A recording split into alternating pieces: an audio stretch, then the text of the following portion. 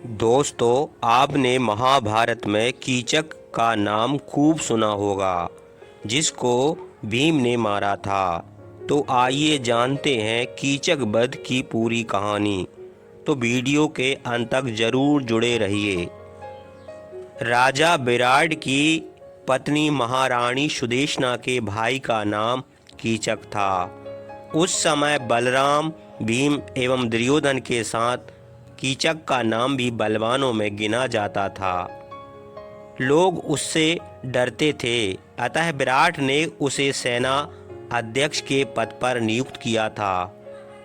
वह अहंकारी, जिद्दी और दुष्ट प्रवृत्ति का था। एक बार जब कीचक अपनी बहन महारानी सुदेशना से मिलने आया, तो उसकी दृष्टि द्रौपदी पर पड़ी। वह सैरंध्री रूप द्रौपदी पर मुग्ध हो गया और उससे मिलने का अवसर तलाशने लगा। द्रौपदी उसकी कुदृष्टि भांप गई। उसने राजा विराट से उसकी शिकायत की, परंतु कीचक के बाहुबल से वे निरुत्तर हो गए। इसके बाद द्रौपदी ने यह बात महारानी सुदेशना को बताई। उसने कहा कि मेरे 5 गंधर्व पति हैं, वे कीचक का वध कर देंगे। यह सुनकर महारानी ने कोई उत्तर नहीं दिया।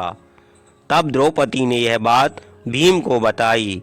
भीम ने कहा कि तुम दुष्ट कीचक को अर्धरात्रि के समय नृत्यशाला में मिलने का संदेश भेजो। द्रौपदी ने भीम के अनुसार कीचक को नृत्यशाला में बुलाया। जब कीचक वहां पहुंचा तो भीम द्रौपदी की साड़ी से अपना शरीर ढके हुए लेटे थे। कीचक उन्हें सैरंध्री समझकर प्रेम करने लगा। तब भीम उठ खड़े हुए और बोले, अरे पापी, तू सैरंध्री के नहीं, मृत्यु के समक्ष खड़ा है। फिर भीम ने कीचक को पटक दिया और उसकी मृत्यु हो गई। तत्पश्चात द्रौपदी और भीम चुपचाप अपने सैन्य कक्ष में जाकर सो गए। प्रातःकाल कीचक के वध का समाचार मिलने पर महारानी सुदेशना, राजा विराट तथा कीचक के सभी भाई विलाप करने लगे। जब सबको अंतिम क्रिया के लिए ले जाया जाने लगा तो द्रौपदी ने कहा, मुझ पर कुदृष्टि डालने का फल इसे मिल गया। यह सुनकर कीचक के भाई सैरंध्री को पकड़कर कीचक के साथ शमशान की ओर ले जाने लगे। तब भीम ने उन लोगों से पहले शमशान में पहुंचकर अपने ऊपर मिट्टी की परत चढ़ा ली और उनके आने पर कीचक के सभी भाइयों को मारने लगे। उन्होंने कई लोगों को मार डाला और कई वहां से भाग गए। फिर भीम ने द्रौपदी, सैरंध्री को तत्काल महल की ओर भेज दिया और स्वयं नहा धोकर छोटे रास्ते से शीघ्र ही रसोई घर में पहुंच गए। जब मत्स्य राज के लोगों को यह पता चला कि सैरंध्री के पति ने कीचक के भाइयों को भी मार डाला, तो वे उससे डरने लगे। महारानी सुदेशना भी डर के कारण उसे कुछ नहीं कहती थी।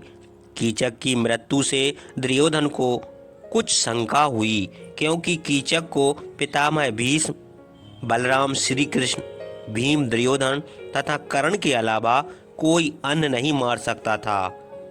अतः उसने अपने गुप्तचरों को यह पता लगाने के लिए भेजा कि पांडव कहाँ छिपे हैं, लेकिन वे असफल रहे। फिर दुर्योधन ने एक गंधर्व द्वारा कीचक के मारे जाने की खबर सुनी। उसने सोचा कि यह काम भीम का ही हो सकता है। अगर पांडव विराट नगर में छुपे हैं तो उन्हें बाहर कैसे निकाला जाए। इसके लिए उसने एक योजना बनाई। त्रिगर्त का राजा सुशर्मा दुर्योधन का मित्र और राजा विराट का दुश्मन था। वह मत्स्य राज्य पर आक्रमण करने को तैयार हो गया।